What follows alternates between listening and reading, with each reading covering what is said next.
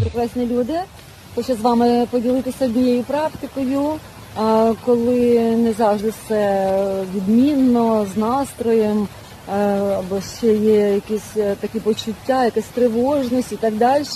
Щоб це все призупинити трошки, я роблю таку практику, я просто сідаю, потираю руки одна об одну, відчуваю тепло і розумію, що я тримаю прозорий яскравий шар і наповнюю його своєю любов'ю.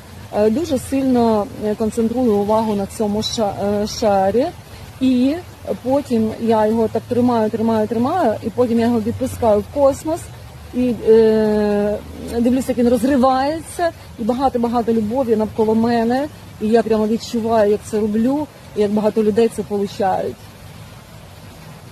Це класно.